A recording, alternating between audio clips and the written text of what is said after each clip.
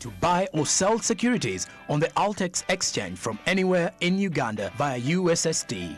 Step 1. To buy, dial *292#. Step 2. Select buy. Step 3. Select the product you would like to buy. For example, bonds. Step 4. Select your preferred maturity year. Step 5. Select the bond you would like to buy. Step 6. Input an amount of 15,000 Ugandan shillings or more. Step 7. Your order has been forwarded for processing. And finally, Step 8. Your order has been confirmed.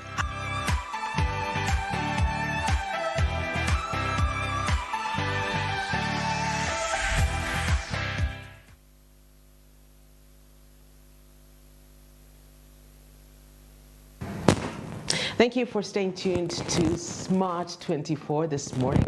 This is Smart Means Business, your most favorite breakfast morning show here in Uganda. And of course, for those of you who are joining us, not just in Uganda, but in the East African region, and of course, all across Africa through our various partners, we welcome you. My name is Jane Kasumba, and of course, in studio with me during this Business Insight segment is none other than a lady who needs really no introduction in this part of the world, in the East African part of the world, that is.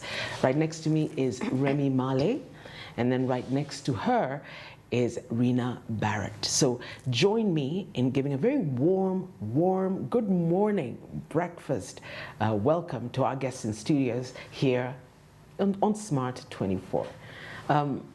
It's a pleasure to see you, by the way. It's a pleasure to see you, Jen. It's always a pleasure to see you, Jen. Okay, so Remy, let's get down to business. I just want to know, what have you been up to in the world of business in the last few years? One of the names I call myself is I am a serial entrepreneur. Yeah. As in, I always find myself doing this, doing that, doing this, doing that. So I run a foundation in youth and women and youth empowerment called Women of Valor Foundation. Then I am currently the country director for Pivoting in Hills, which is the topic for today. I have something I do for the Christian community because I love God. It's called Dominion in the Marketplace Seminars. Okay. I was just so sick and tired of seeing poor Christian youth. Yes. So I came up with a curriculum again to just help us using the biblical principles and precepts to see that we see that the youth actually now wake up and get there and get work and get income and economic independence. So, and I'm an author. I'm becoming a serial author. Yeah. I've just finished Gangles. That was my first book. Yeah. Now my second one is going to be Pivoting in Hills. I'm so excited. Now I have about 3 books in the pipeline. It's before, when I was starting to write, it was such a scary journey, but now it's an addiction. Now it's an addiction. And I just want to share everything, every information I have. And that's why you're here, Remy, because I love the fact that you're a serial entrepreneur, you're a serial author, you're a serial businesswoman, you want to get things done. But before we get down to why we're here, which is Pivoting in Heels and profiling 50 of the most influential businesswomen in Uganda, let me also introduce Rena Barrett. Have I said it right, Rena? Rena Barrett. Yeah. So Rena, what do you do? Good morning, first of all, Jen. I work with Remy Male, project coordinator for Pivoting in Hills, Women of Valor. Okay. Now, I know you've come up with this book, Pivoting in Heels, and I know it's going to be launched tomorrow. And why it's so important, and for people who are watching this morning, why it's so important is that it profiles 50 leading business women or so here in Uganda and in the East African region. These women are of any age, are in different professions, and they really know how to get things done. They've used small businessing techniques to get to where they are. So Remy, my first question to you is, how important is it for you to know which business to enter into? First of all, for me, the most important part about business is that I am a solution to the community. As long as you're providing a solution to your community, that's automatic sales. Okay. Because it's a need. The demand is there. It's there even before. So the moment you find that solution, when Caroline Monday runs True Love and Drum Magazine in Kenya, plus Imelda Mamanga, who runs Bang, the leading lifestyle magazine in Tanzania, they co-founded Pivoting in Health. When they came to me to tell me about this, for example, this piece of business, Pivoting in Health, I knew that this is a solution for my community. I knew that this is a solution for Africa. The way we have been profiled as women in Africa, business women in Africa, is so wrong. And then again, the business role models we have to look up to are so scanty because it's not exposed out there. Jen, if I go out and show the truth of your journey and career to a young girl who wants to come into media, and then she gets to get a glimpse of Jen's journey, then you've made a little bit of so many things easier, and what could have been an enigmatic thought now becomes something inspirational. And like, I'm like, okay, if Jen could do it with $2, Yeah. I can do it. Okay. Yes. I like the part of if Jane could do it with $2. So well, I don't know if a business can be started with $2, but you get the gist. Now, Rena, I know you were pivotal in ensuring that key businesswomen are featured in this book. I want to know, what are the sectors of the various business sectors that these women come from? They come from all the sectors, like from entertainment industries, we have very many. We have journalists, we have business women, we have community leaders. So we have some politicians also. So we are not looking at one factor. As long as you are a woman and you've pivoted, so you are worthy to be in the book. Okay. And what I love about Rima actually is the one who came up with the colorless Uganda, which I would love for her to explain more. Because like, listen, Remy, every time people are doing a book and it's the black community doing it, they'll say they're only Ugandans, but we have a colorless community in Uganda. We have a lot of Indians doing business in Uganda. We have a lot of Nepalese, Russians, Europeans, British, Americans. And then when we're doing such books, we normally forget those, whatever. But now, thanks to Rima, this is a colorless Uganda society that we're representing in the book. Yes. Now, Pivoting in Heels, and I know many of you will be able to get the booklet. It's a huge coffee book that has been created over the last 1 year or so.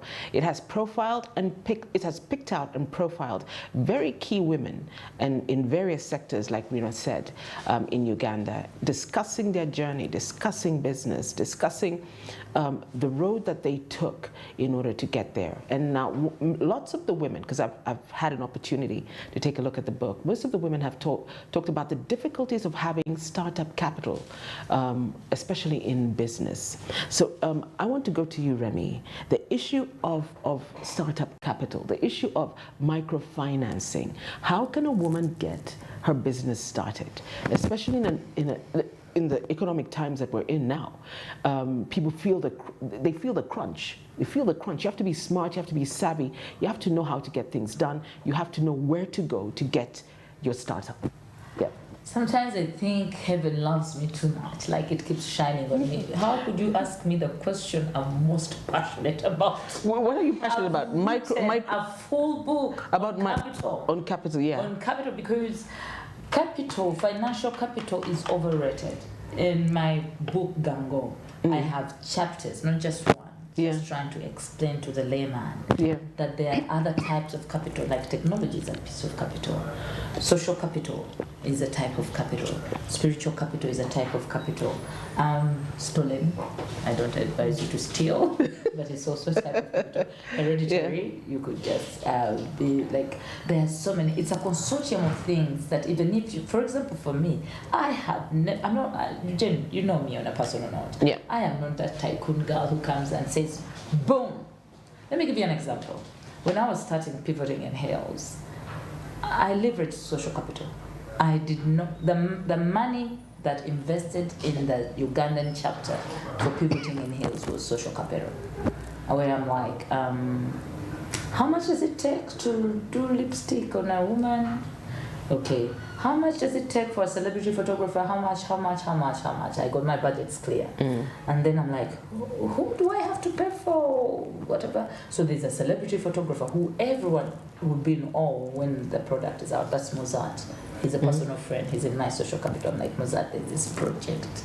If you can sponsor these women, and pay a little bit or whatever, and then so that the cost is not as ginormous. Yeah. Mozart is like, no problem, Remy. This is a noble cause. I'm in. Same with makeup. Mona, Sublime Cosmetics, Other Two Faces, Rachel by Ray, Makeup by Ray. They all came. They were sponsoring. Do you understand me? To where they would go, because Mona could say, I'm leaving my premises. Each woman should be 250 per head. They all toned it down. Then we went into transcribers, plugged in Haguma. So I want to encourage someone that, do you know your dream very well? Have you understudied it? Money, I think that is key. Money is the least thing that you need on board. Understand the depth of it. Write it down clearly. Because even the Bible, I am a ardent Bible reader. In Habakkuk 2, 1 to 3, the Lord is telling you, write your vision down, put it on the tablet, make it clear. Jen, if I come with a clear vision to you, would you not buy it? I would. Yes. I would. So then people would easily buy it. So all this other form of capital will be put in place and money will follow you. Okay. Yes. So, Rina, if I can come over to you, the Pivoting in Heels book, the Uganda chapter, because we know there's a Kenyan chapter, there's a Tanzanian chapter, Mozambique. the Mozambique chapter, the DRC chapter, Zambian, Yes, the whole of Africa. the whole of Africa, profiling leading women in their various sectors. I want to know who are the women in this book, Rina. There are over 60 women, so yes. I can't probably count all of them. You mentioned the ones that you when you read their story, you said, oh, yeah, I can resonate First of with all, this. I would start with Mama Miriam Matimbe, Honorable. I loved her story. I was inspired by her story so much. Then we come to Mama Magi Kigozi. Yeah. Her struggle is somehow like I feel I'm going through it right now. Yeah. So her story told me, keep going. Okay. You will reach where she has reached. Yeah. Then Mama Victoria also. Victoria Sechitorokyo. Sachitorokyo, sorry for my pronunciation. Yeah. Yeah, so these are old generation women, but their struggle was real. According to their story and what we find it right now, we have it like 30% easier than what they had. They are the ones, they are the true heroes who fought. We have our own struggles, right? Then my personal favorite, our auntie from community, from our Indian community, she is Mrs. Rita Karia. Okay. But community right now shows her, they call her Mama Nalukenge. Yeah. The community has given her that name. Yeah, I read about her story. Very intriguing. Very intriguing. Yeah, go ahead. She has been serving our community and dressing dead people. Like after you die, there are some rituals that you need to do before they take you for cremations. Yeah. So she has been serving there. She has been serving in our SSDM temple downtown for 35 years. And when you meet her, you will never know the things that she has done until she says so. So she is so fabulous, a humble soul. She is down to earth. Whenever she says you, she makes sure she asks you, my daughter, are you okay? Are you all right? So you know, she's one of the original families here in Uganda. But she doesn't have that, you know. She's so down to earth. And that's what I learned from her. No matter where you reach, always be grounded. Yeah. Don't, even if you tomorrow you become a multi-billionaire, know your roots. Yeah, I think that's a very, very good tip. I think that's a very, very good tip. Yeah, so that's the thing I learned from her. To remain grounded regardless of where you are, regardless of what it is that you're doing, regardless of the heights that you will reach. Just remain grounded. Remy, who else is in the book? Who else is in the book? I'm excited about the young ones. I'm so excited about, there's a 21-year-old. She's been at university, but now she's doing fashion, jewelry, and all that. Then there's a 23-year-old from Siwen, Community Network of Women in Business. She's got a company of 7 people, and she's an architect architect for compounds and all that. And boy, she's go green, and she's 23. I don't remember what I was doing at 23. I think I was catching flies. No, we had marble. We had marbles in our minds. At the age of 23. Yeah, go ahead. So anyway, for me, she excites me very much. She's one of those people who have excited me. Then there's Santina. She's a beauty with purpose. Oh my God, Ashley is American. She's also a very young girl and from the United States. During COVID, she would send money for kids here in Uganda to feed single mothers and their children. Well, everyone here, some of us, we had even our food in the store, but we didn't know what to do. But this young girl in the United States, through her foundation, Ashley Watson Foundation, would send money here. She's a beauty queen for Miss Global Uganda, Miss New Jersey Earth. I mean, it's too much. It's a rich book. There's Brenda Nanyonjo. There's I can't. The book is so rich. There's Jen Kasumba. Oh, I also paid the book. Yes. Oh my goodness. Yes, baby. There's every Farida, Ann Kansime, in entertainment, in media, in business, Hadija Mkasa. Oh my God. The Slay Agriculture. They call her Slay Farmer. Agnes. Yes. So pretty. She doesn't even look like a farmer, but she's doing great strides in the agriculture industry in this country. It's unbelievable what is in there. Okay. Our time is out. You know what they say? Yes. Whenever you're having fun, whenever you're having a lot to talk about, the time runs like nothing. Let me take this opportunity to thank my guests this morning, who have brightened up our studio this morning. Remy Male, you're an absolute inspiration. There's never a time I call Remy that she's under the weather. Whenever you call her, hi, how are you? And as a good business person, that's the way you should be. Always on point. And of course, I have to say a special thank you to Rima Barrett. It has been a pleasure. Let me also take this opportunity to thank the entire team for breakfast here on Smart Means Business, who've been with you since 7 a.m. this morning. The young men and women who work during this segment wake up as early as 5 a.m. to make sure that you are able to get the most insightful business news and business content that Africa has to offer. On that note, I have to bid you adieu. My name is Jane Kasumba. Thank you so much for watching. Stay tuned.